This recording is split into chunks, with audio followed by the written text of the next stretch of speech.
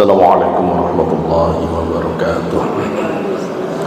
Bismillah, alhamdulillah, alhamdulillah, haqqa hamdan hamidin, nahmadu syukran bi jami'i ni'amihi wa mazidih, wa usalli wa usallimu ala nabiyyil karim habibina wa syafi'ina wa qurrati a'yunina Muhammadin wa ala alihi wa ashabihi ajma'in, amma ba'd. Fadilatul muhtaramin, para pengurus, para asatidz, bapak ibu rahimakumullah. Alhamdulillah, alhamdulillah, pagi ini bisa kembali melanjutkan ta'lim kita.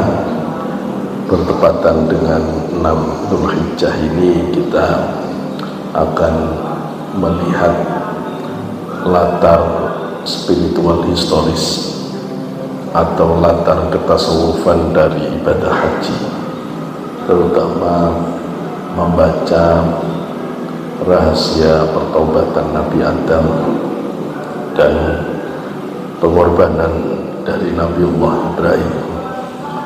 Menarik kalau kita lihat dari sisi tasawufnya, karena ibadah haji itu puncak dari bentuk ibadah di dalam agama kita.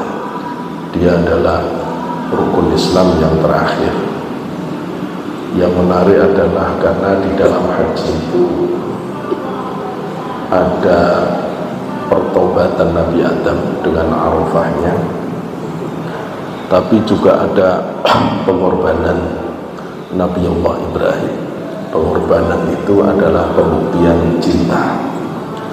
Maka di dalam haji itu ada pergerakan antara taubat sampai mahabbah.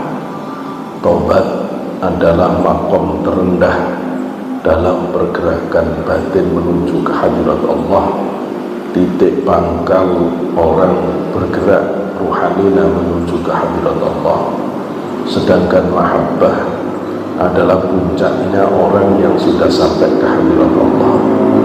Seolah-olah haji ini memberikan pelajaran kepada siapapun, terutama yang sedang menjalankan haji, untuk menapak pilasi spiritualitas, menggerakkan batinnya, menapak pilasi spiritualitas Nabiullah Adam sampai Nabiullah Ibrahim, menggerakkan batinnya dari taubatan nasuha sampai bisa memperoleh mahabbah fillah. Maka ini bukan ibadah biasa dan bukan seremonial yang sekedar kumpul-kumpul terus ngobrol saja tanpa makna, tapi ini adalah ibadah yang penuh dengan sejarah panjang dari keberadaan manusia di dalam mempertahankan eksistensinya di hadapan Allah Subhanahu wa Ta'ala. Arafah adalah simbol eksisnya kembali jati diri Nabiullah Adam yang telah dihancurkan oleh tipu daya iblis. Nabiullah Adam yang semula sudah diletakkan Allah sebagai makhluk yang istimewa, dijadikan khalifah fil ard oleh Allah, dipilih. Bahkan sebelumnya para malaikat sudah diminta sujud karena memang Nabiullah Adam diunggulkan oleh Allah dengan ilmunya. Ketika kita baca di dalam kitab tafsir, Imam Suyuti itu menjelaskan ketika menafsirkan ayat Al-Quran, a'udzu minasyaitonir rajim, wa idh qala rabbuka lil malaikati inni ja'ilun fil ardi khalifah qalu ataj'alu fiha man yufsidu fiha wa yasfiku dima wa nahnu nusabbihu bihamdika wa nuqaddisu lak qala inni a'lamu ma la ta'lamun. Kata Imam Suyuti, para malaikat di langit itu 2 kali sanksi kepada Allah. Bukan sanksi tidak percaya, bukan, cuma ada kekhawatiran pada malaikat. Malaikat khawatir atas keterpilihan manusia sebagai khalifah fil ardh. Itu malaikat masih belum yakin apakah pilihan Allah terhadap manusia ini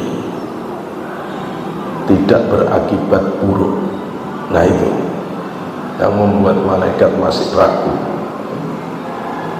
Keraguan malaikat itu, kata Imam Suyuti, 2 kali.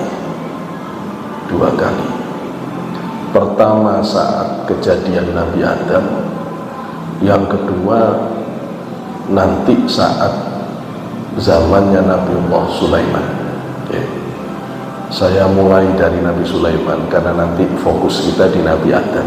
Harusnya dari Nabi Adam dulu, cuma kalau saya mulai dari Nabi Adam itu jadi nyambungnya repot ke hajinya. Yang kedua itu adalah saat zamannya Nabiullah Sulaiman, Allah itu buka langit.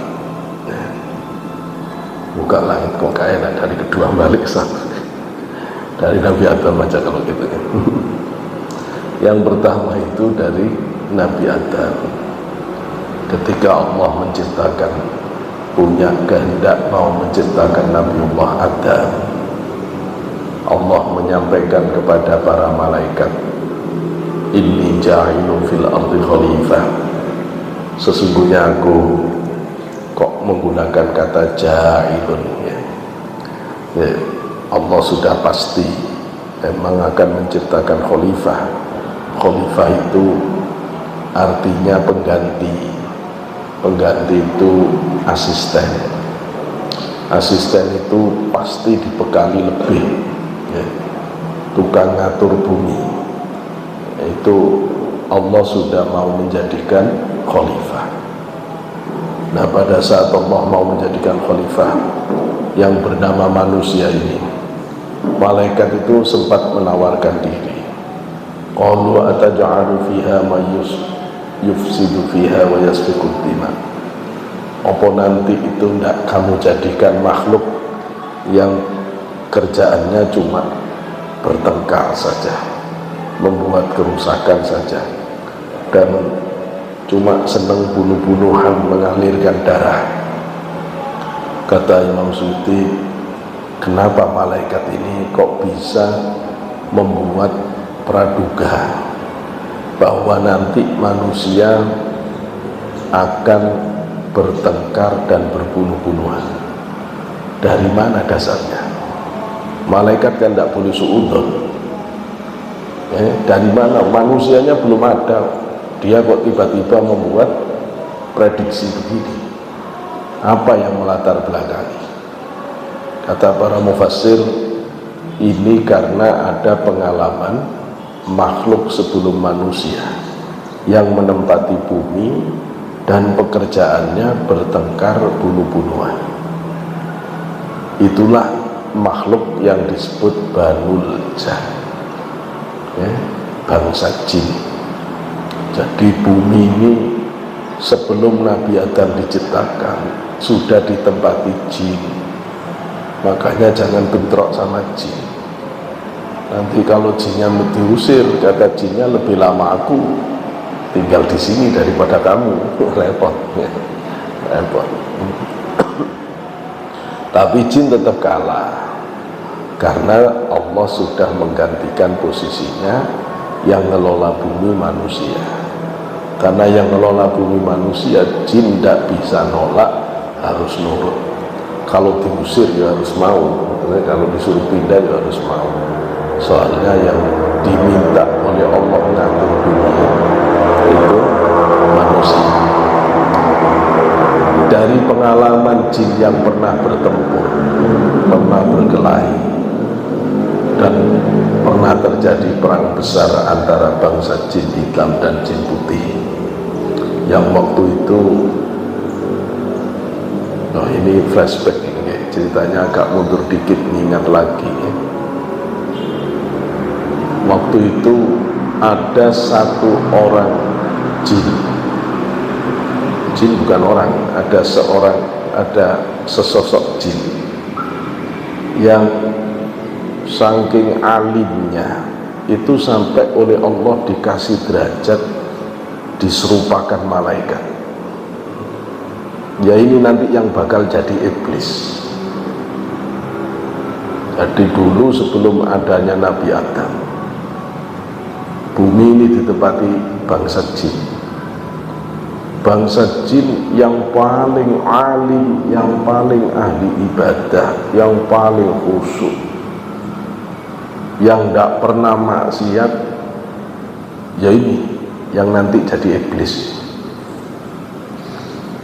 Saking alimnya, kata Imam Suyuti, kita bisa baca di kitabnya Imam Suyuti, kitab tafsir beliau Ad-Durrul Mansur. Bisa baca juga kisah ini di kitab Bidayah wan Nihayah Ibnu Katsir. Bisa juga membaca dalam kitabnya Syekh Abdul Qadir Al-Ghunyah li Thariqi Thariqil Haqq. Bisa juga dibaca kisah ini di kitab Sirajul Thalibin Syarah Minhajul Abidin dari Syekh Ihsan Jambes. Kalau dari ramuan kitab-kitab tersebut kita baca, seru. Jadi iblis itu saking alimnya sampai oleh Allah tidak di bumi lagi tinggalnya, diizinkan tinggal di langit dunia. Terus dapat gelarnya Al-Abid, hamba Allah yang paling ahli ibadah. Ya ini yang iblis ini. Terus saking ahlinya ibadah sampai tidak mau dunia, tidak mau popularitas, sehingga dia terkenal naik langit, di langit kedua dapat gelar Az-Zahid, yang paling zuhud.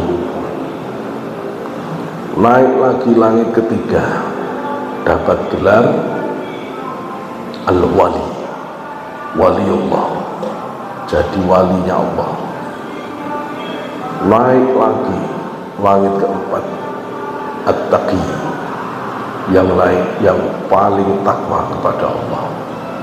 Naik lagi langit kelima Al-Arif Billah, yang paling ngerti Gusti Allah. Naik langit keenam dapat gelar Al-Khazin, yang paling tegas membedakan halal haram, yang paling tegas menegakkan hukum Allah. Naik langit ketujuh dirubah, diserupakan malaikat, meskipun aslinya jin. Diberi nama, diberi sayap, kemudian diberi nama kemalaikatannya Azazil. Terus diizinkan oleh Allah tinggal bersama malaikat selama 80.000 tahun, mondok dengan malaikat. Azazil 80.000 tahun.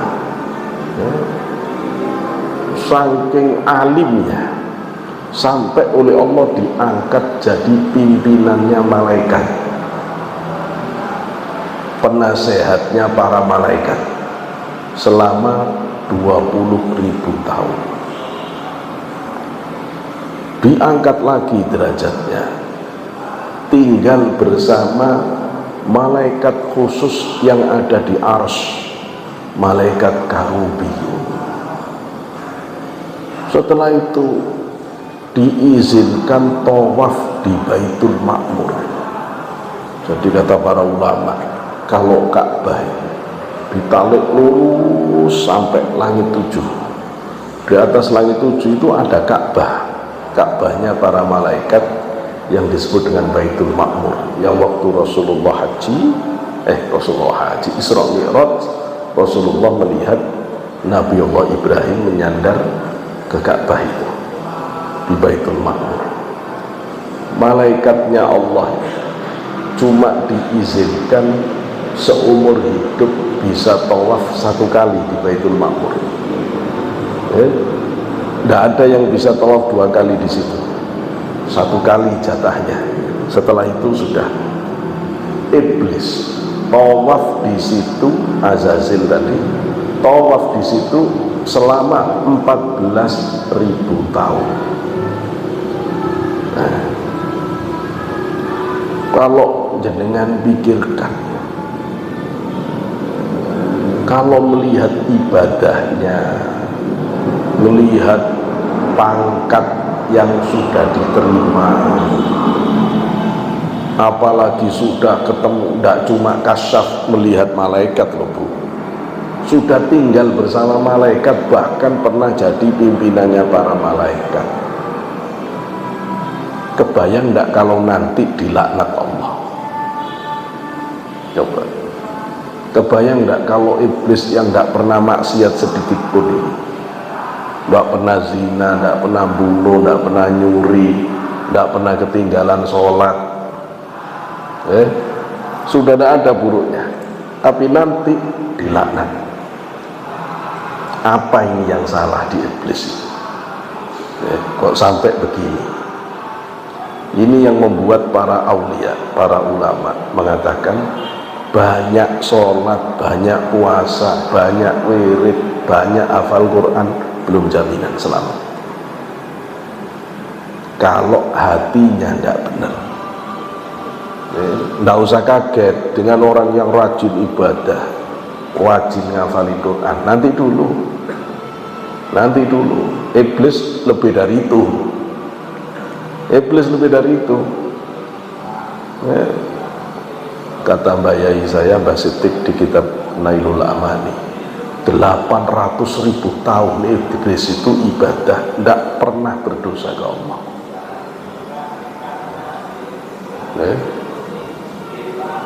Sampai kemudian di bumi terjadi pertengkaran. Nabi Adam belum ada.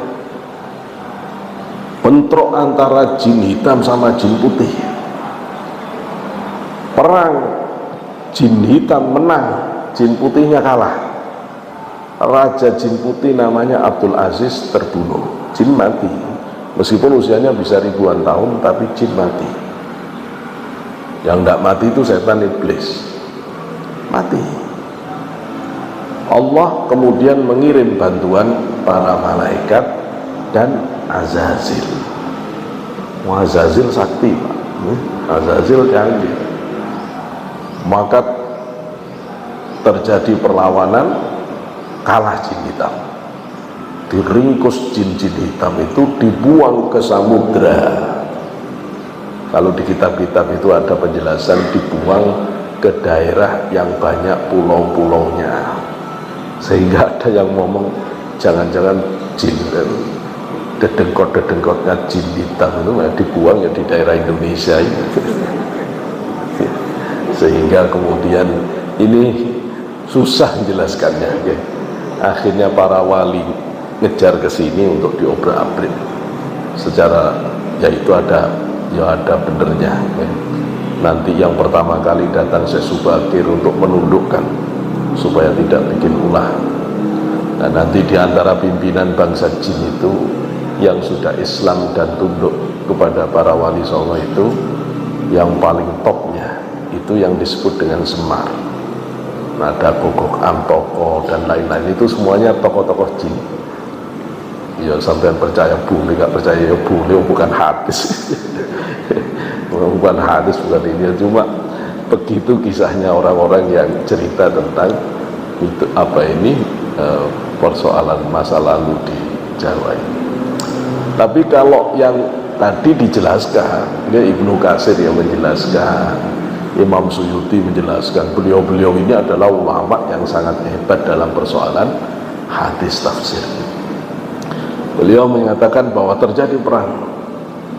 Nah, Azazil ini meringkus ini semuanya, punya peran hebat, membenamkan jin ini di samudra. Maka kalau orang, banyak kan kisah orang kemudian ketika ada di tengah laut melihat ada istana, yaitu jin. Kadang-kadang ada orang yang ada ke pulau tertentu katanya, kemudian dicari siangnya tidak ada, yaitu pulaunya jin.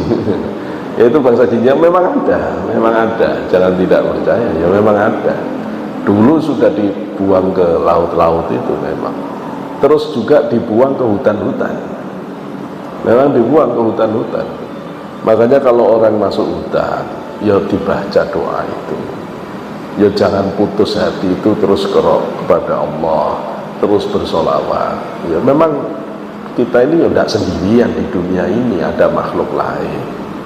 Kan Rasulullah yang ngajari kalau ada air di tanah lapang, sungai, kolam, kemudian danau, Rasul mengatakan air itu kalau siang untuk manusia, kalau malam jatahnya bangsa mereka.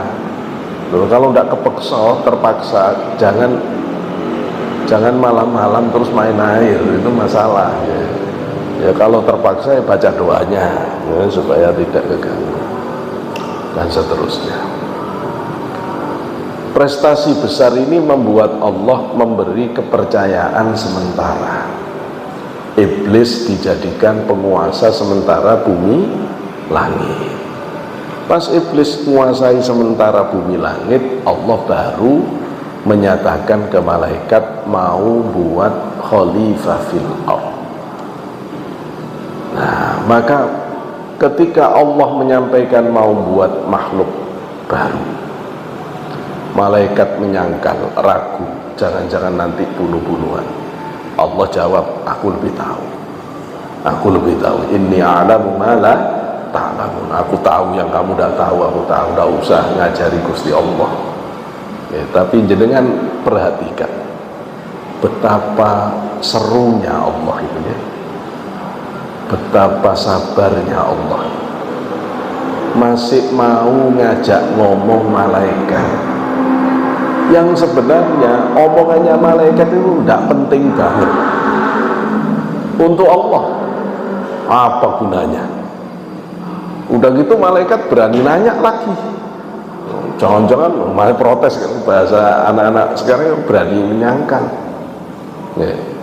Kalau yang jadi Tuhan kita ngapain ngajak ngomong malaikat? Kita buat sendiri udah. Enggak, Gusti Allah ngajari ke kita mengambil keputusan itu libatkan bawahan kita. Mengambil keputusan itu libatkan istri, libatkan anak. Jangan mentang-mentang bapak itu orangnya pinter, top, hebat, putusin sendiri. Meskipun putusan itu benar, ini kalau dalam teori modern ini tidak partisipatori, tidak partisipatif, tidak bottom up planning. Efeknya tidak ada partisipasi. Akhirnya kata ibu sama anak-anak, ya sekono bena bapakmu dewe, pinter-pinter dewe. Itu nanti bahaya. Kalau kita jadi pimpinan terus kita putuskan sendiri, terus tidak kita ajak semua anggota kita, akhirnya apa? Ya sebenarnya biarin, pingin tahu kita kayak iso ngatur sendiri ya. Gitu nanti. Jangan, Allah itu ngasih petunjuk, enggak, dilibatkan malaikat, dilibatkan. Itu pendidikan besar untuk kita, ada manfaatnya ya. Jangan sendiri langsung melangkah, jangan. Yang sabar dengarkan gimana rencananya, bagaimana kita ini begini ya, dijelaskan ya, dijelaskan. Wong Gusti Allah aja mau ngajak ngomong malaikat kok jenengan tidak mau, sampai terus opo gitu ya, sampai terus opo kok egoisnya gitu. Jangan, tidak boleh ya.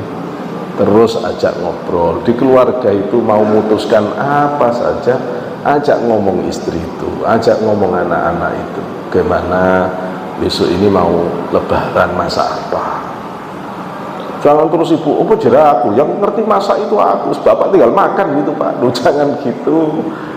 Itu loh, nanti ngomong bareng. Ada uang, ayo ini ada, atau waktunya istirahat, libur mau kemana, diomongkan bareng.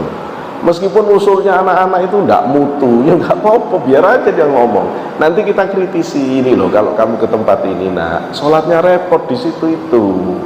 Kalau kita ke situ, itu cuma hura-hura aja. Kita ini yo liburan, tapi tetap harus dapat ilmu. Lah jadi ada pelajaran di situ, ngajari cara milih tempat yang baik. Nah begitu. Gusti Allah ngajari malaikat dari situ itu. Akhirnya Allah putuskan makhluk baru. Ini jenengan pahami. Dari awal Allah sudah menciptakan Adam itu untuk di bumi. Dari awal Allah tidak ngomong Nabi Adam untuk di surga. Dari awal ya. Begitu kata Syekh Abdul Qadir Al-Jilani, begitu Allah nyuruh malaikat ngambil tanah di bumi, Adam itu artinya bisa yang pertama, tapi Adam itu bisa artinya permukaan. Kenapa kok permukaan? Karena dia diciptakan min adimil ardi, dari permukaan bumi. Makanya namanya Adam. Namanya Adam. Begitu malaikat itu mau ngambil tanah, tanahnya tidak mau. Mau diambil jadi bahannya Nabi Adam, tidak mau. Kenapa tidak mau? Karena tanah tahu. Waktu Allah nyiptakan neraka, kobar-kobar apinya, malaikat ketakutan semua. Terus malaikat nanya ke Allah, ya Allah, ini mau dipakai untuk bakar siapa? Kami tak. Kami kan tidak pernah durhaka ya Allah, selalu taat ya Allah. Kata Allah kepada para malaikat, indah untuk kamu tenang saja. Ini untuk siapa? Nanti ini untuk makhluk yang tercipta dari tanah dan bangsa jin. Makanya tanah tahu, karena akan ada yang dari tanah nanti dibakar di neraka, dia tidak mau. Sampai malaikatnya balik ke Allah, boten purun Gusti, tidak mau ya Allah, tanahnya tidak mau. Akhirnya yang diutus malaikat Israel. Begitu malaikat Israel turun, malaikat tanahnya tidak mau. Kata malaikat Israel, kita ini semua di dalam takdirnya Allah. Kalau Allah sudah berkehendak, tidak ada yang boleh melawan. Semua harus tunduk kepada perintah Allah, baru tanah mau. Akhirnya diambil yang hitam, diambil yang putih, diambil yang merah. Nah tanah merah ini mungkin dari Jawa Barat, sehingga ono lemah abang, ada lemah abang mungkin. Akhirnya yang dari tanah hitam jadi orang Afrika, yang dari tanah putih jadi orang-orang yang putih, kayak orang Cina dan lain-lain. Nah kita ini udah kecampur-campur jadi sawu mateng gini, sawu mateng gini. Nabi Adam diciptakan tubuhnya di Firdaus, di surga Firdaus dibiarkan. Wakilah 10 hari, wakilah 40 hari. 40 hari badannya Nabi Adam itu dibiarkan. Iblis keluar masuk dari semua lubang-lubangnya untuk ngecek ada apanya Adam. Lucuk keluar masuk. Setelah ditembus semua tubuhnya Adam, kata iblis, tidak ada apa-apanya, cuma tanah, cuma tanah. Begitu Allah masukkan roh kepada Nabi Adam, masuknya dari mana? Dari atas, dari ubun-ubun. Nanti kita kalau pulang ke hadirat Allah, meninggal, kalau meninggalnya normal, itu nanti dari ujung kaki terakhir ubun-ubun. Sehingga kalau kita husnul khotimah, Allahumma ja'alna min husnul khotimah, semoga kita husnul khotimah, pasti kita akan melihat itu roh terakhir lepas. Sehingga seringkali matanya melirik ke atas karena melihat rohnya. Kita sayonara dengan roh, berpisah, terus matanya melihat, biasanya terus ditutup ya. Itu ciri-ciri husnul khotimah. Jangan terus mendelik, bukan ya. Itu karena ngikuti kata Rasulullah, ruh itu akan keluar seperti air keluar dari teko. Itu yang husnul khotimah. Ya, mudah-mudahan jadi husnul.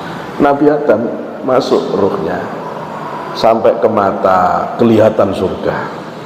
Begitu sampai di tenggorokan, wah, sudah sampai di tenggorokan, Nabi Adam buru-buru kepingin menikmati surga.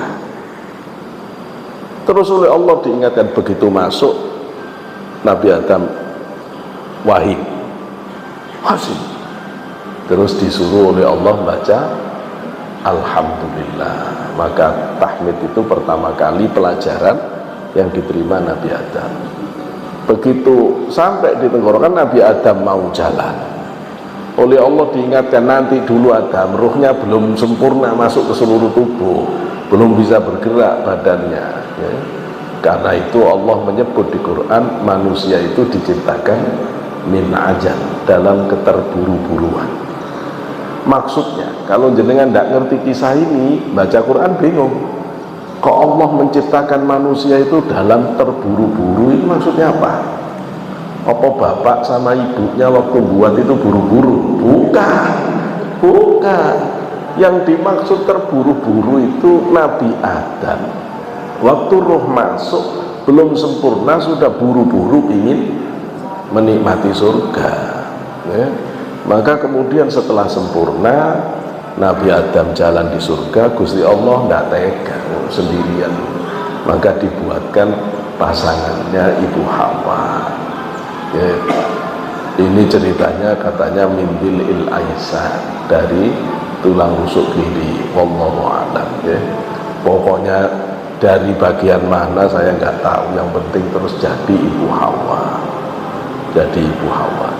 Sebelum itu ketika Nabi Adam sudah jadi manusia, ruh masuk ke Nabi Adam, iblis tidak bisa ngeliat ruh, karena kualitas keghaibannya iblis setan di bawah ruh. Ruh itu min nuri wajhillah, dari cahaya wajah Allah. Sedangkan setan, iblis itu sama dengan jin, itu dari panasnya api, kalah kualitas. Sehingga roh itu bisa ngelihat jin setan tidak bisa ngelihat roh, karena itu iblis tidak bisa ngelihat roh. Sehingga ketika dia disuruh sujud, ngiranya Adam itu cuma tanah. Sehingga ketika Allah tanya, kenapa kamu tidak mau sujud? Khalaqtani min nar wa khalaqtahu min tin. Wah, dia mah cuman tanah, aku api, aku lebih hebat. Tidak tahu kalau ada ruhnya. Tidak tahu, sekarang udah tahu apa enggak iblis itu. Dia nggak tahu kalau ternyata manusia itu lebih istimewa, lebih istimewa dari bangsa jin setan. Loh, jenengan itu lebih hebat, ya, jangan takut ke bangsa setan jin itu. Cuma kapan jenengan hebat itu? Kalau nyambung ke hadirat Allah. Ya, kalau tidak nyambung ke hadirat Allah, ya bisa dimain-main, akhirnya kesurupan, diambil kendali pikirannya oleh jin, masuk ke dalam tubuhnya, kesurupan lah, yang macam-macam. Supaya tidak begitu, zikir. Karena itu kata para aulia,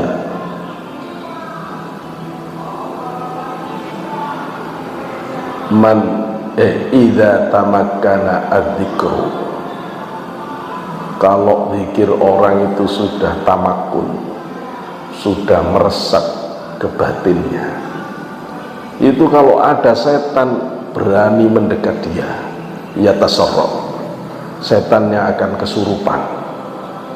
Jadi setan itu kalau berani dekat orang yang zikirnya sudah benar-benar nyatu ke batinnya, setannya kesurupan, bukan orangnya, setannya yang kesurupan, ya. Sehingga kalau dia nanti ketemu teman-temannya, kenapa kamu kesurupan? Jawabannya, tadi deket orang yang zikiran itu. Jadi kalau orang rajin zikiran itu sudah perlu belajar ruqyah, udah cukup, ya, udah cukup, ya. Ya tidak pernah dikiran ya kemasukan jin mah pakai ruqyah, di ruqyah masuk lagi. Well, ya salahnya dikiran selesai. Dikiran selesai. Nah itu.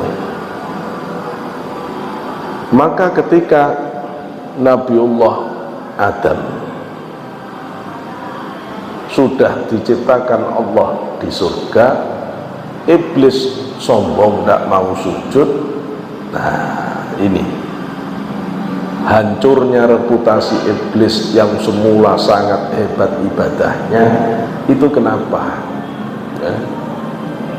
Kenapa kok orang sudah ibadahnya sebegini bagusnya kok bisa jatuh di hadapan Allah? Itu apa sebabnya? Kata Syekh Abdul Qadir, kesalahan terbesar iblis sehingga tidak bisa dalam posisi kebenaran itu, kalau bahasanya Syekh Abdul Qadir, dia tidak bisa tabarri anil hauli wal quwwah. Orang itu kalau mau jadi istimewa, pertama sahih jahlaka bil ilm, benahi kebodohanmu dengan ilmu. Satu. Tapi dengan punya ilmu masih bisa sesat, masih bisa salah. Sahih ilmaka bil amal, benarkan ilmumu itu dengan amal. Ilmunya sudah diamalkan masih bisa ketolak. Wa sahih amalaka bil ikhlas, benarkan amalmu dengan ikhlas. Loh, ikhlas saja ini kalau orang tidak ngerti tasawuf, tidak ngerti tarekat, sudah ngerasa aman. Ayo saya tanya, memang iblis tidak ikhlas? Iblis tidak karena dunia, iblis tidak karena akhirat. Ikhlas iblis itu. Nah ini yang para aulia, para ulama ahli thariqah ngasih terakhir. Wasahih ikhlasaka bitabarri anil hauli wal quwwah, atau minat tabarri minal hauli wal anit tabarri minal hauli wal quwwah. Bersihkan ikhlasmu dari pengakuan diri masih mampu, diri punya kekuatan. Begini, orang kalau sudah ibadahnya banyak, sholatnya banyak, wiridnya banyak, akmalan Qur'annya banyak, sudah pinter ilmu agama, itu bisa lepas dari semuanya, niatnya ikhlas, ya. Tapi nanti ada penyakit terakhir yang itu bisa merusak semua amalnya. Apa itu? Ngerasa diri, alhamdulillah aku bisa sholat 100 rakaat, alhamdulillah aku sudah bisa puasa Daud 20 tahun, alhamdulillah aku sudah bisa bangun masjid, alhamdulillah aku sudah bisa khatam Quran sekian kali. Kayaknya baik. Yo ndak karena nyari dunia, yo ndak karena akhirat. Sepertinya sudah bagus. Tapi kalau orang yang bersih hatinya ngelihat ucapan ini, masih ada kemusyrikan. Di mana musyriknya? Jenengan ndak ngerti rahmat Allah. Ketika mengatakan alhamdulillah saya sudah bisa sholat malam 100 rakaat, saya bisa, saya mampu, itu ujub. Memang dari mana sampean beli kekuatan? Memang dari mana sampean bisa memfasilitasi semuanya sehingga terjadi sholat malam? Kalau bukan karunia Allah, bukan fadl Allah, dari mana? Allah bisa kok membuat sampean tadi malam itu lumpuh terus tidak bisa apa-apa. Kok terus ngaku-ngaku saya bisa? Begitu sampean ngomong saya bisa, tidak ada rahmat Allah, tidak ada karunia Allah. Yang kelihatan dirinya sendiri, yaitu bibit sombong, namanya ujub.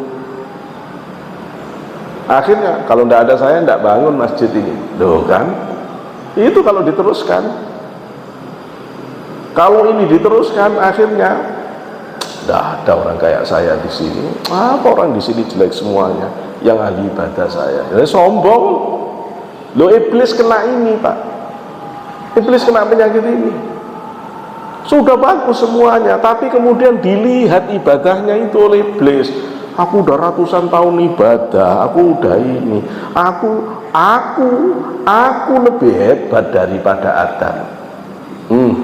Begitu sampai di sini, berarti iblis itu tidak bisa melihat rahmat Allah. Berarti iblis itu buta hatinya, tidak bisa syukur atas karunia Allah. Pinter itu bukan kamu, Allah yang ngasih otak bagus, Allah yang nyarikan guru bener, Allah yang ngasih ilmu, Allah yang memberi takdir baik sehingga kamu sukses. Kalau kamu tidak ngerti ini, sombong. Maka jangan sekali-kali mengakui semua prestasi yang diperoleh.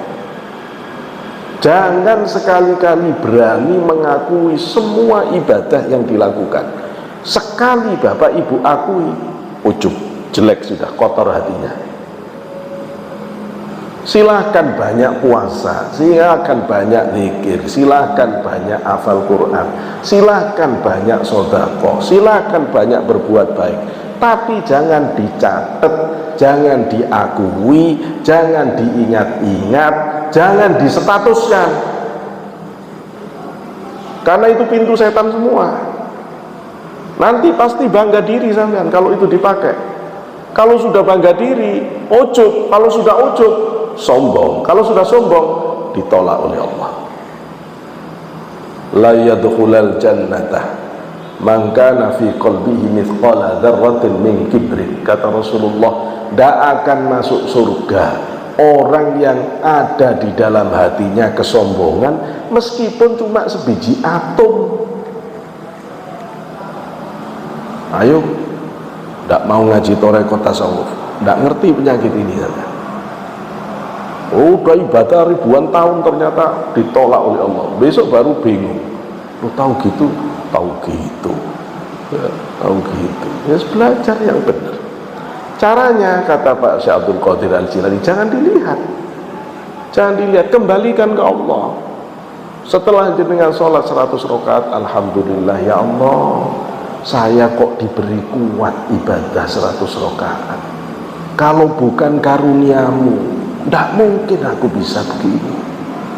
Alhamdulillah ya Allah, kok diberi anak-anak yang pinter, soleh. Ini kalau bukan takdirmu, tidak mungkin aku bisa memberikan anak, mendidik anak sebegini bagusnya. Matur nuwun ya Allah. Terima kasih ya Allah, kamu yang buka hatiku, kamu yang ngasih rizki, sehingga aku bisa rela mengorbankan hartaku untuk perjuangan di jalanmu, untuk menegakkan agamamu. Mudah-mudahan kamu ridho, kamu terima jadi amal saya di akhirat nanti. Matur nuwun ya Allah. Meskipun jenengan ibadahnya banyak, tidak mungkin sombong. Meskipun jenengan Qur'annya hebat, tidak mungkin bisa sombong kalau sudah itu. Pasti tawadhu. Itulah rahasia batinnya para salafus soleh.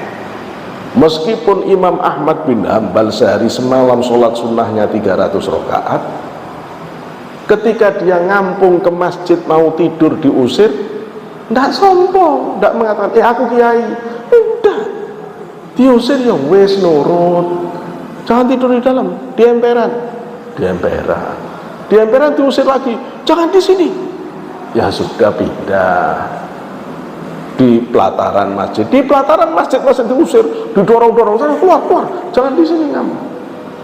Ayo coba, ada ndak kiai yang sekarang ini, ustadz atau orang yang katanya alim ahli agama, punya ketawaduan seperti Imam Ahmad ini? Walinya Allah loh. Sekali doa minta gempa loh bumi ini ya. Dia minta apa diijabah loh oleh Allah. Tapi kenapa dia tidak pernah mengandalkan semua ibadahnya? Tawadhu. Imam Hanafi tidak pernah tidur malam. 40 tahun sholat subuh dengan wudhu isyaknya, tidak pernah sombong. Tidak pernah sombong. Imam Syafi'i sudah biasa siang hari khatam Quran 2 kali, itu biasa Imam Syafi'i. Tidak pernah terus menunjukkan, enggak. Imam Syafi'i itu sejenius itu, Bu. Belum pernah merasa dirinya pintar, kecuali cuma sekali seumur hidup Imam Syafi'i ngerasa diri pintar, itu sekali. Kalau kita enggak, sudah enggak pintar ngerasa pintar gitu ya. Imam Syafi'i pintarnya kayak gitu.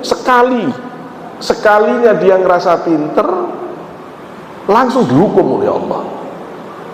Ngimami sholat maghrib, baca Fatihah, apa kalau orang sudah bilang babaliut, bulet gak karuan, Fatihah, sampai dituntun oleh makmumnya di belakang, Bismillahirrahmanirrahim, Alhamdulillah, dituntun. Begitu sholat isya, bulet lagi. Imam loh, bukan biasa-biasa. Malamnya Imam Syafi'i sholat, minta kepada Allah, apa salah saya ya Allah, kok sampai baca Fatihah saja nggak bisa. Tidur mimpi Imam Syafi'i diadili dalam sidang di hadapan Allah, terus dituntut oleh penuntutnya. Apa salahnya? Ngaku pintar. Apa tuntutannya? Mati. Tuntutannya dihukum mati. Imam Syafi'i tidak bisa apa-apa. Terus ada pembela, jaksanya, dia bela Imam Syafi'i, jangan dimatikan orang ini. Dia adalah buktinya Allah dari hadisnya Rasulullah yang menyatakan bahwa permukaan bumi akan dipenuhi oleh ilmunya keturunan dari Quraisy. Ya ini orangnya, Syafi'i ini. Akhirnya terus diputuskan tidak dihukum, cuma diganti hukumannya, Imam Syafi'i harus mencium tangannya orang yang dipandang paling hina supaya tawadhu. Sudah paginya Imam Syafi'i nyali orang yang paling hina, ketemu pengemis kurang, ketemu ini kurang, ketemu orang korengan kurang, terus dicari sampai akhirnya dia naik ke atas bukit. Ada orang sangat menjijikkan, paling hina, orang tua musini wis. Maka Imam Syafi'i ketemu ini orangnya. Ketika Imam Syafi'i mau ngulurkan tangan, mikir Imam Syafi'i, masa orang kayak gini tak cium tangannya, masa orang kayak gitu. Sambil ngulurkan tangan, mikir, masa ini mau tak cium. Parah ini, parah. Akhirnya orang ini ngelihat ke Imam Syafi'i, dia tidak jabat tangannya Imam Syafi'i, langsung ditempelin Imam Syafi'i. Langsung orang ini bilang, ta'adab ya Syafi'i, yang punya tata krama kamu Syafi'i. Kalau bukan aku yang selamatkan kamu tadi malam, mati kamu. Ternyata orang ini yang ada di mimpinya Imam Syafi'i, dia wali Allah yang selamatkan Imam Syafi'i dari pengadilannya Gusti Allah tadi malam. Sejak saat itu Imam Syafi'i tidak berani ngaku pintar. Loh kok kita ini baru ibadah eter-eter ini udah ngaku paling alim. Masya Allah, baru ngerti 1-2 hadis sudah jubahan terus, kayak tidak ada lagi kaos. Sudah kayaknya paling alim. Sampean besopo yang ngajari beragama begini terus siapa? Biasa saja. Jadi orang ini, lihat para aulia ngajari kita, idfin wujudaka tahta ardil humur, pendam kealimanmu, kekhusyuanmu, derajatmu di sisi Allah, di bumi kerahasiaan Allah, biar tidak ada orang tahu. Walinya Allah, kekasihnya Allah itu, Bu, kadang istrinya tidak tahu kalau suaminya itu kekasihnya Allah. Kadang anaknya tidak tahu kalau bapaknya itu kekasihnya Allah. Saking hebatnya menyembunyikan dirinya. Ada wali itu yang kerjaannya nari-nari, jadi tanda kalau orang Jawa, semata-mata supaya orang tidak tahu, supaya tidak dikira orang alim. Ada orang alim yang gembel supaya tidak ketahuan alimnya.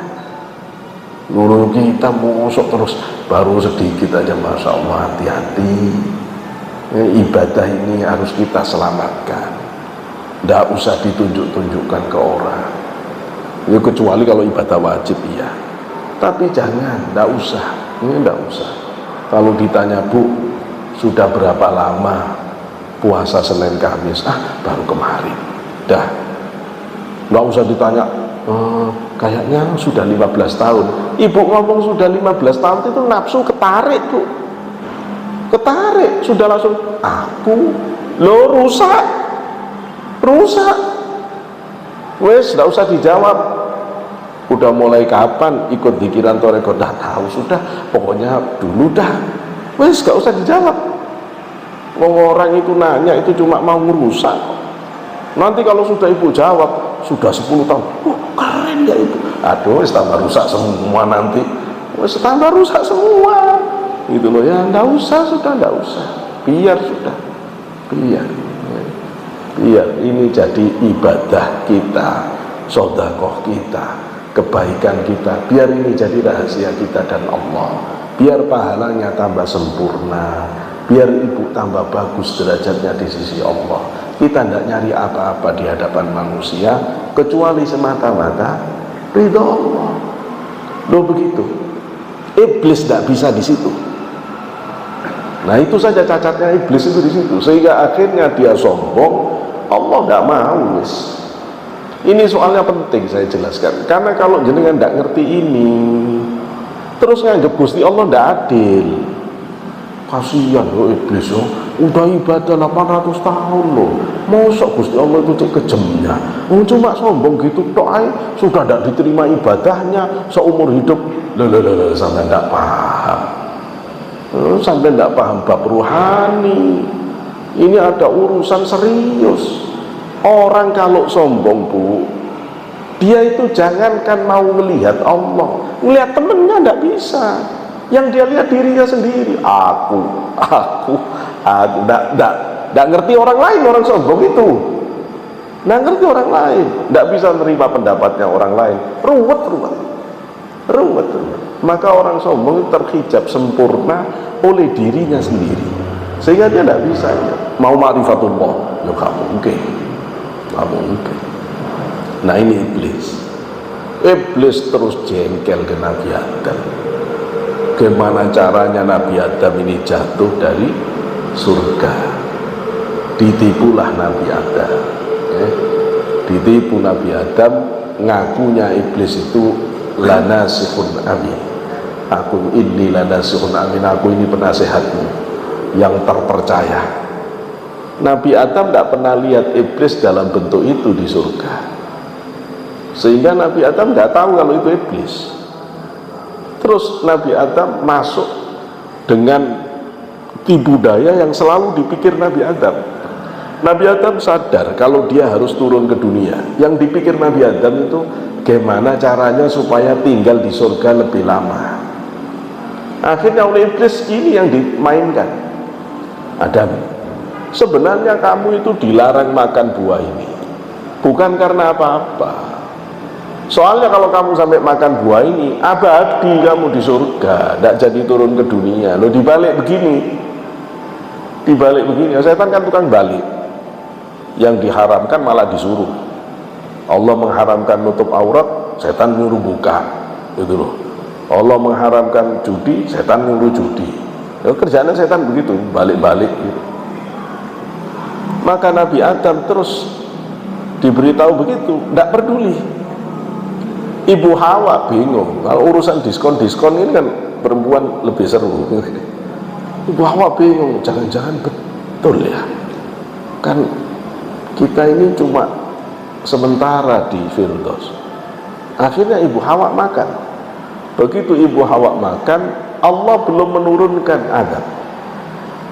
Ini yang bikin Nabi Adam jadi bingung. Jangan-jangan benar, kok Ibu Hawa tidak diapa-apakan oleh Allah? Jangan-jangan benar ini penasehat ini. Benar penasehat ini. Akhirnya Nabi Adam ikut makan.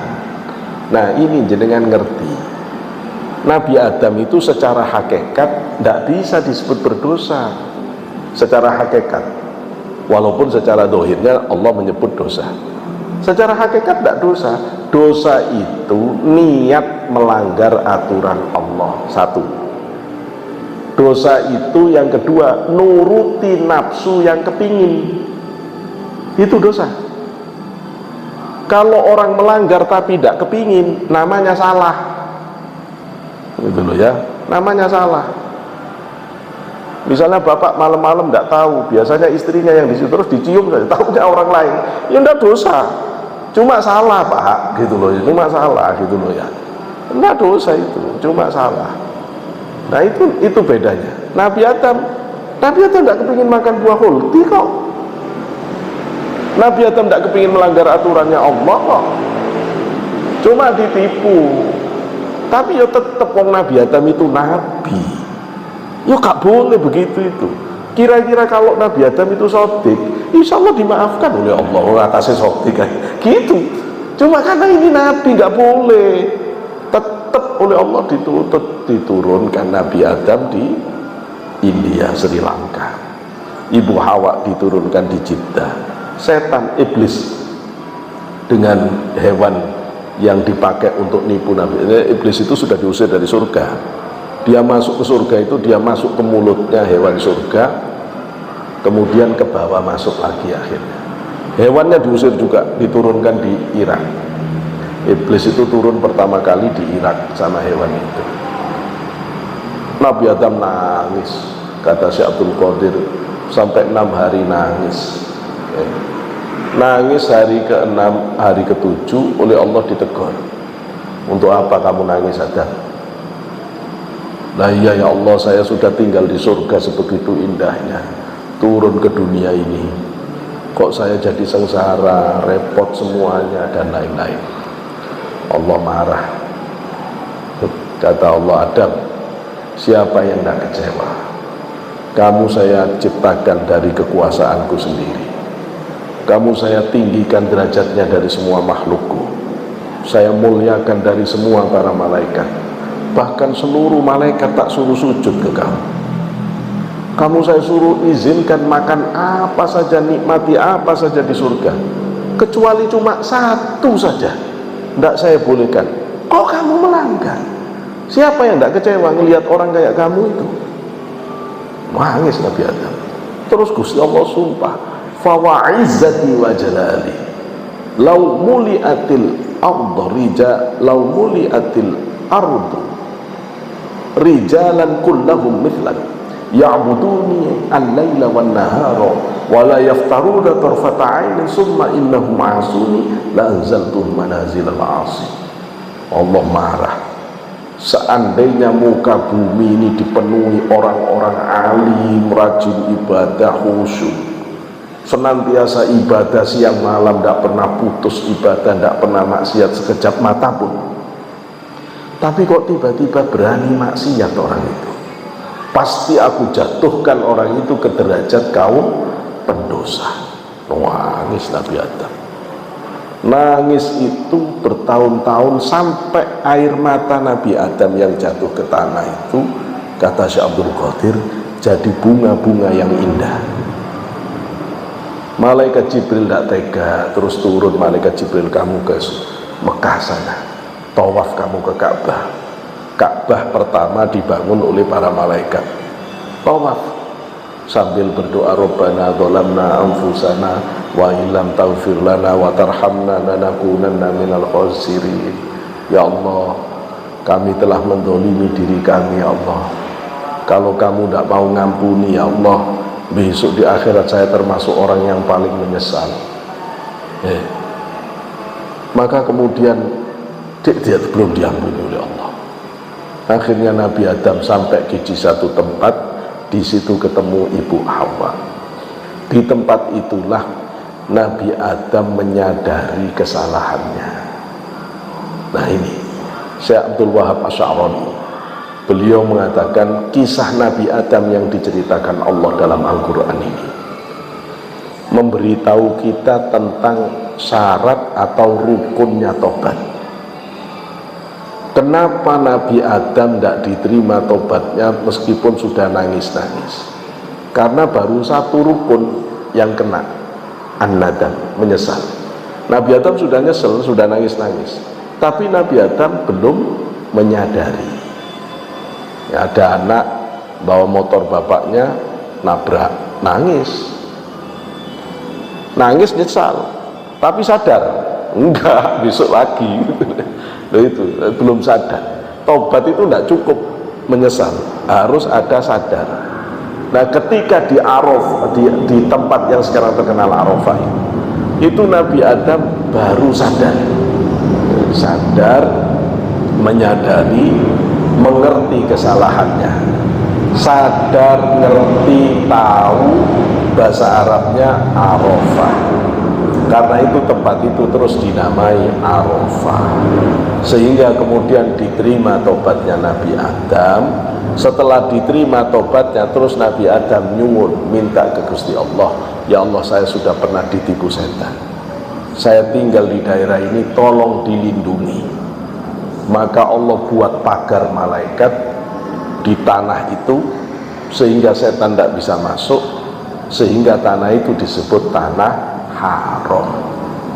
Nah, batas tanah haram itu kalau jenengan bisa melihat dengan batin, malaikat jejer, sehingga besok tidak bisa, Ya'juj Ma'juj tidak bisa masuk, Dajjal tidak bisa masuk, karena di situ ada. Siapa ini yang minta? Nabi Adam. Loh, terus itu kan cuma Mekah, loh kok Madinah bisa tanah haram juga? Siapa yang jadiin haram? Rasulullah. Ketika Rasulullah disuruh pindah dari Mekah, Rasul ya nangis, Bu. Rasul meluk Ka'bah. Ka'bah itu ada zahirnya, ada batinnya. Jenengan kalau ke Ka'bah, tidak apa-apa aja omong Ka'bah itu. Itu sunnah Rasul. Rasulullah melakukan, namanya iltisaq, dipeluk Ka'bah. Santri saya biasanya kalau mau haji tak suruh ke rumah, tak ceritain ini. Iltisaq, dipeluk. Terus ngomong Rasulullah, tidak ada bumi yang lebih aku cintai dari Mekah, tidak ada yang lebih dicintai dari Ka'bah. Mustajab itu, sahabat biasanya kalau punya hajat meluk Ka'bah, terus nyuwun ke hadirat Allah, ya, nyuwun ke hadirat Allah. Kalau pas bisa, kalau lagi dijaga askar tidak bisa, ya wis dari jauh saja, ya dari jauh. Nah itu Rasulullah, begitu disuruh pindah ke Madinah, Rasul minta ke Allah, tidak apa-apa saya pindah ke Madinah ya Allah, tapi jadikan Madinah sama persis kayak Mekah. Diijabah, sehingga ada juga itu malaikat yang jaga keliling kota Madinah itu. Maka Madinah pun disebut tanah haram, menjadi dua haram, jadi haramain, jadi dua haramain. Itu sejarah spiritualnya kenapa Mekah Madinah itu tanah haram itu. Nah, begitu Nabi Adam diterima tobatnya, maka ini yang kemudian jadi syariat wukuf di Arafah. Allah ingin semua keturunan Nabi Adam niru bapaknya yang membawa dosa, kemudian tobat sungguh-sungguh di Arafah.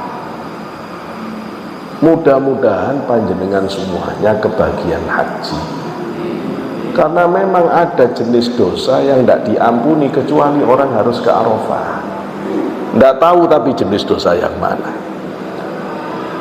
Maka ketika orang itu sudah di Arafah, apa yang dilakukan di Arafah itu? Ya niru Nabi Adam.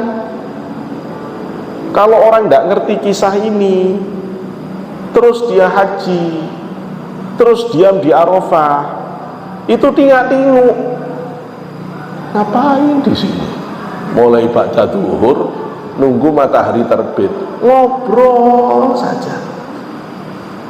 Ada yang beli es, ada yang makan terus, ada yang ngemil terus, ada yang main HP. Wah, repot, orang nggak ngerti.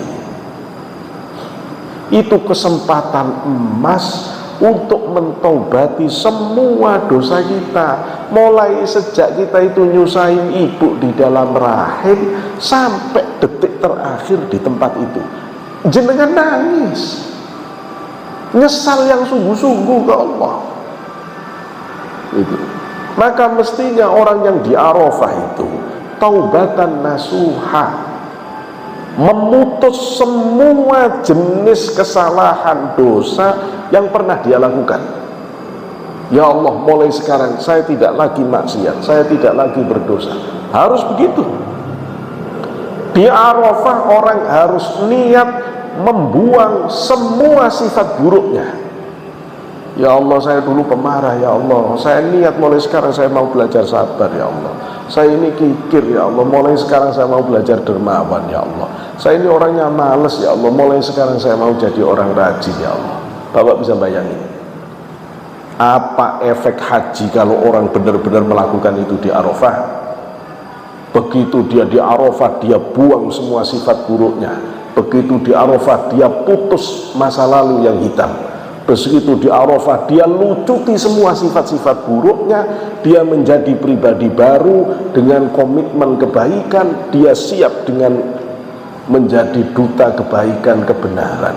Kalau semua orang yang di Arafah pulang dengan membawa pribadi baru, benar-benar dia kayak mewaladathu ummu, kayak orang baru lahir.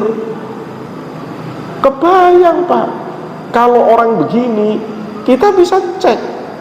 Begitu pulang dari haji, tambah sabar, tambah dermawan, tambah sumeh, tambah bagus ke tetangga, tambah peduli ke orang lain, tambah blater kata orang Jawa, tambah baik ke tetangga, tambah sabar, tambah nerima.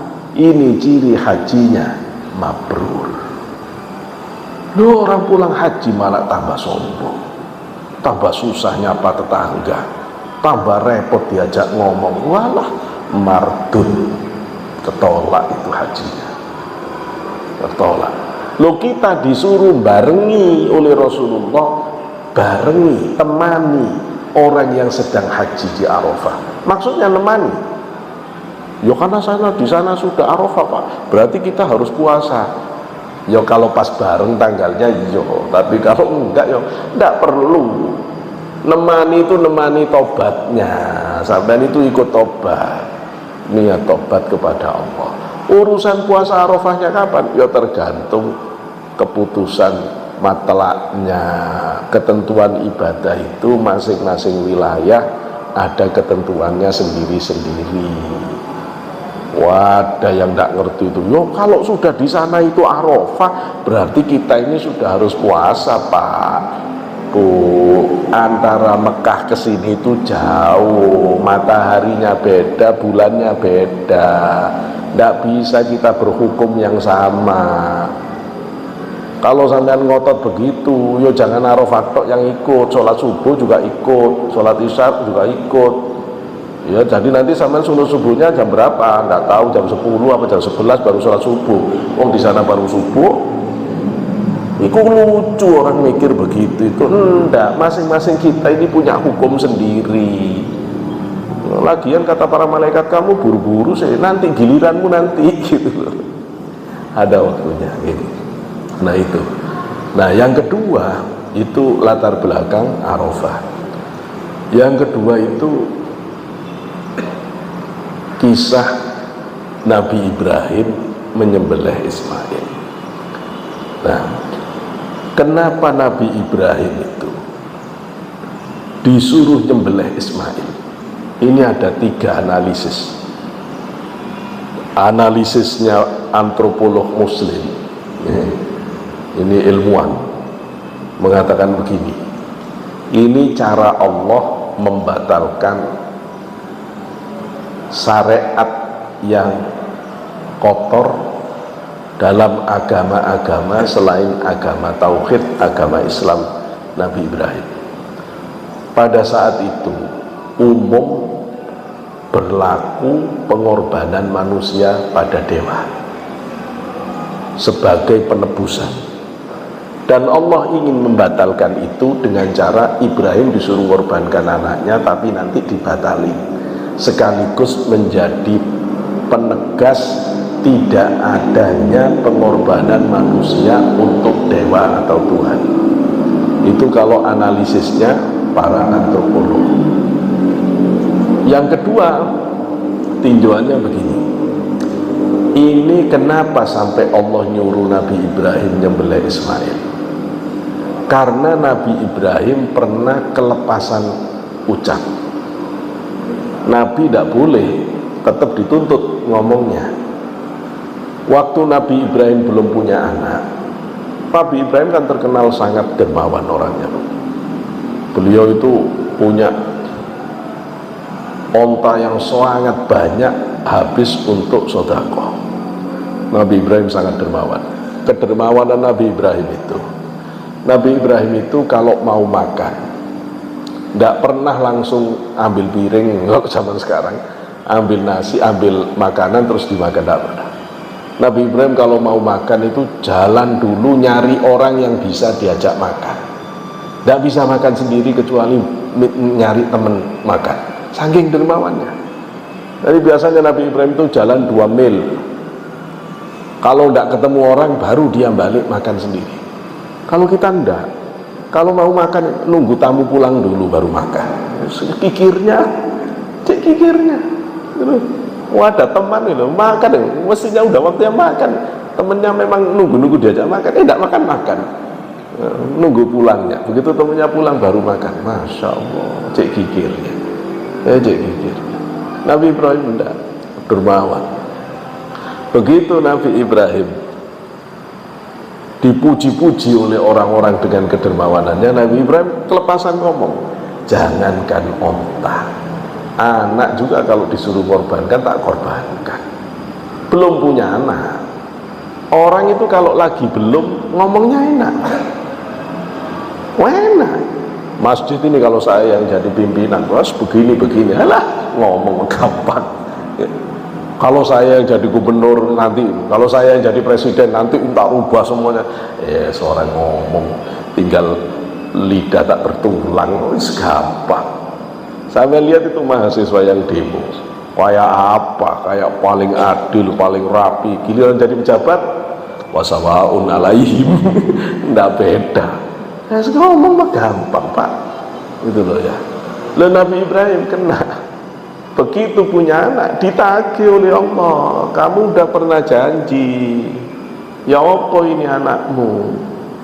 Nah itu makanya di dalam Al-Fajr itu Bismillahirrahmanirrahim, wal fajri wa layalin ashr wasyaf'i wal watr wal laili idza yasr hal fi dzalika qasamun lidhi hijr.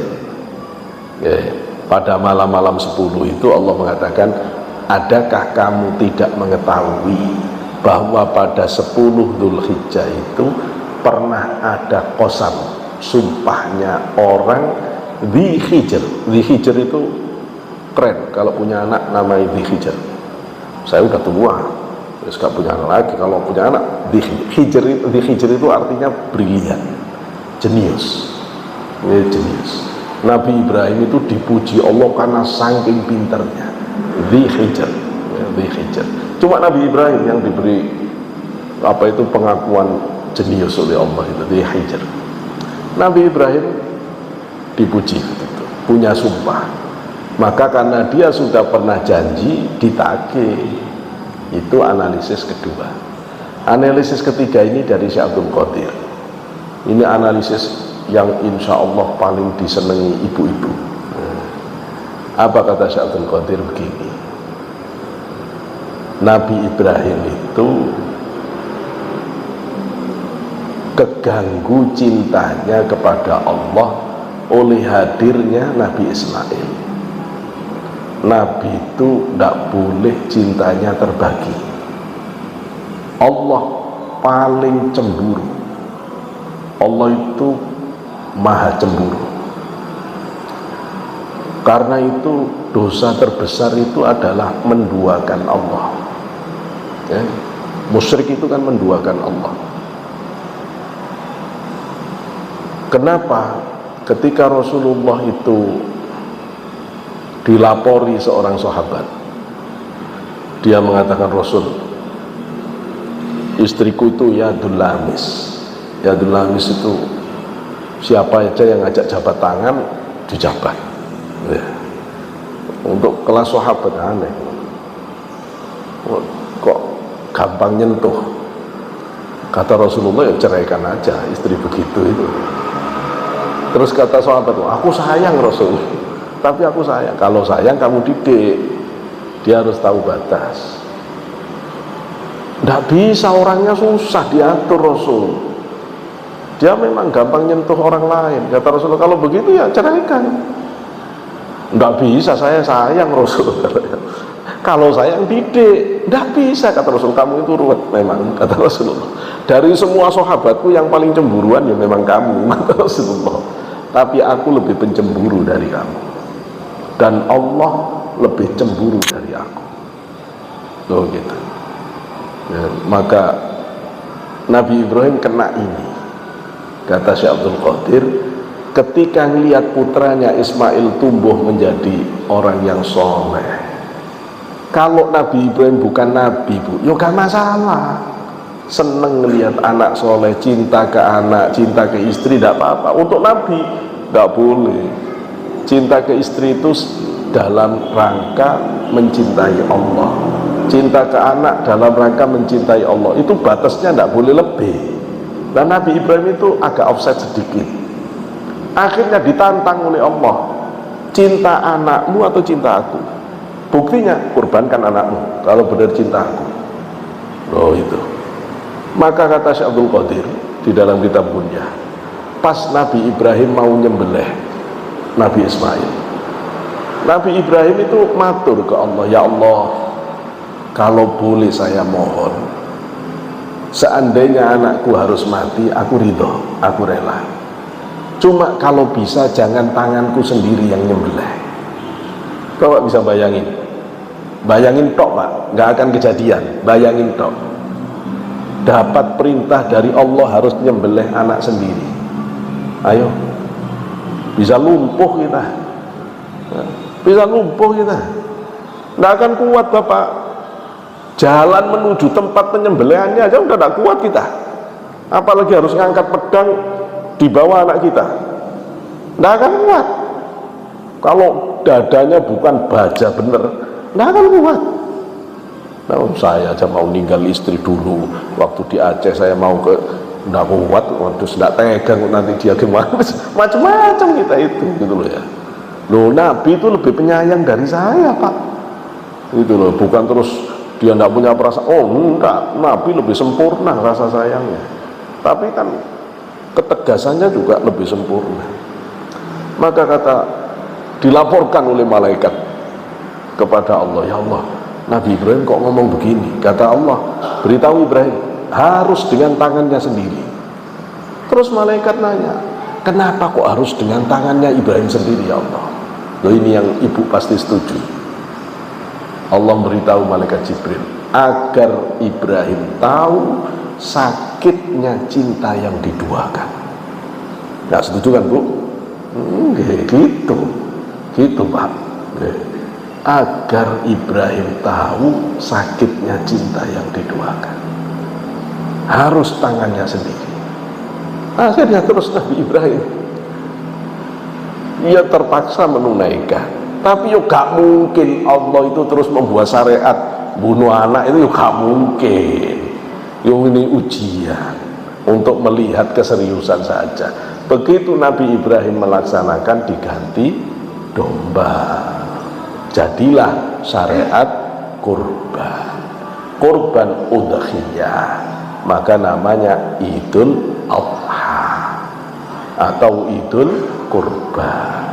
Jadi sekarang terus kita merayakan dengan berkurban sebagai bentuk kedermawanan kita atas rizki yang Allah berikan.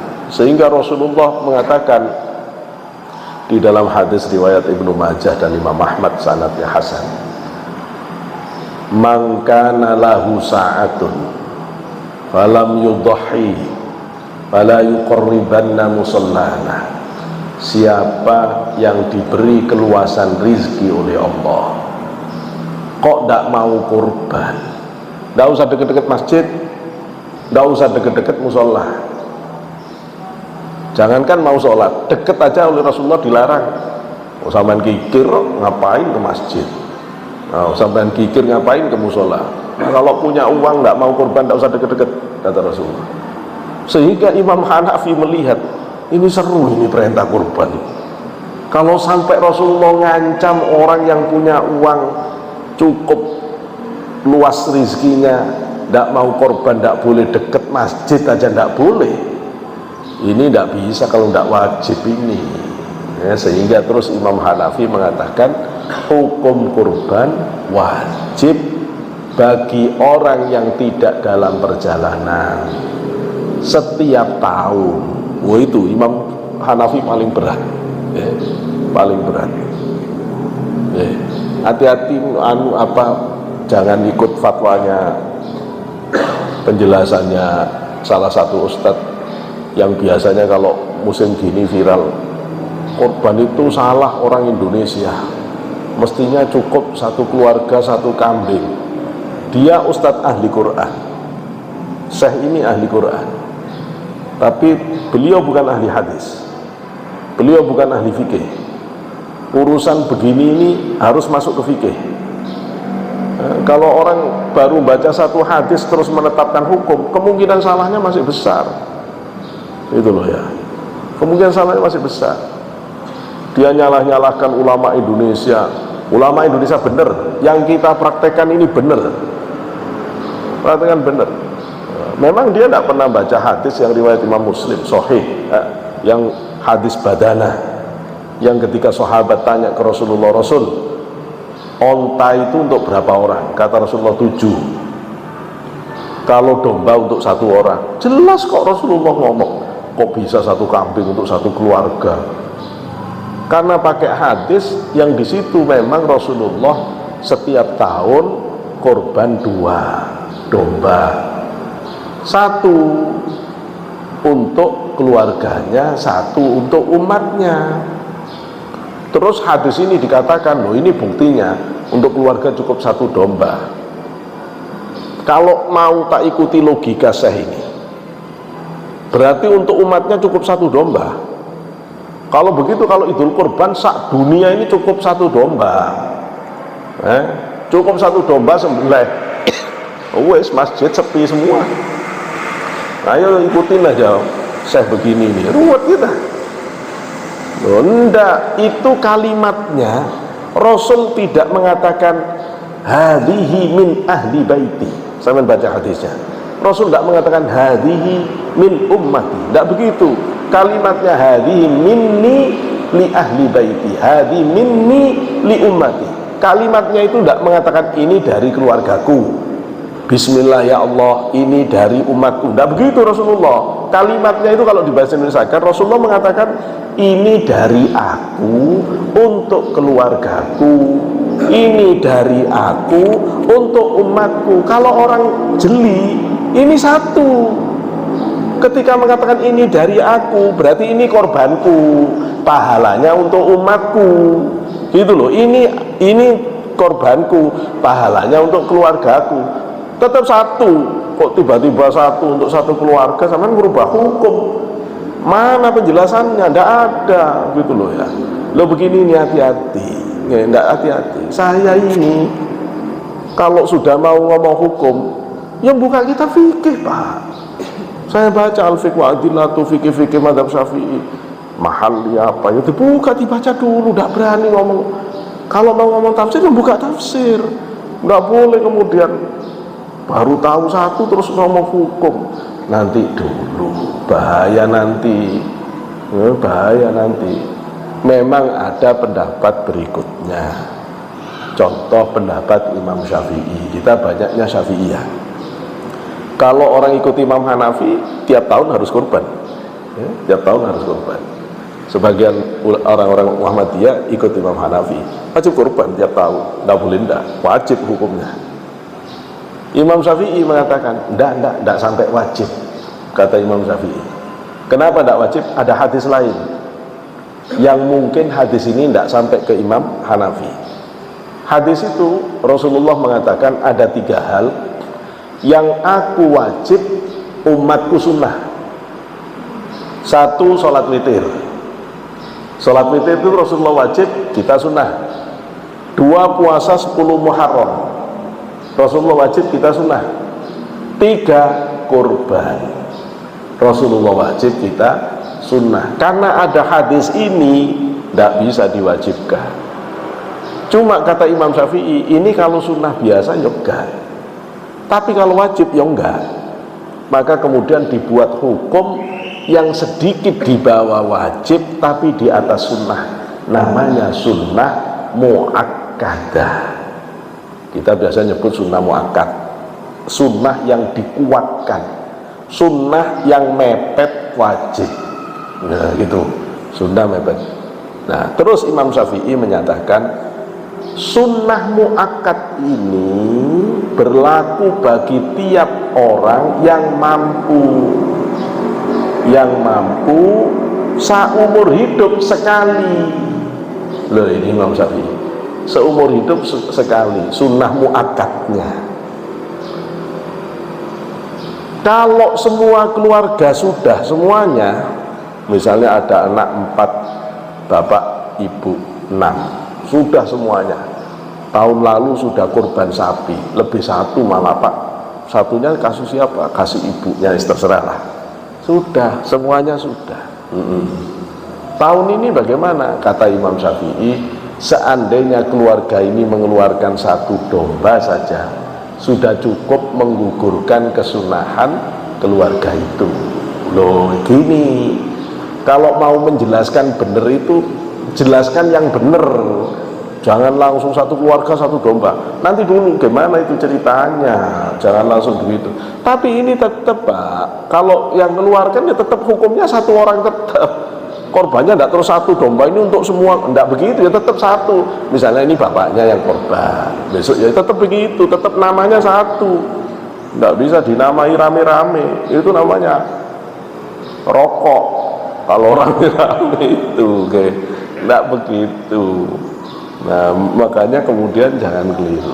Tapi saya pesankan kalau jenengan memang keluasan rezeki, sudahlah korban saja meskipun ini ulama kan menentukan begini, tapi kalau menurut saya ya korban. Saya ya selalu korban, tahadus bin nikmah, ya selalu korban. Cuma kadang-kadang bingung kalau kayak saya ini, karena ya ada majelis di sini, ada yang di rumah, jadi kalau ya dibagi-bagi jadinya, yang sana istri kesini dibagi-bagi gitu.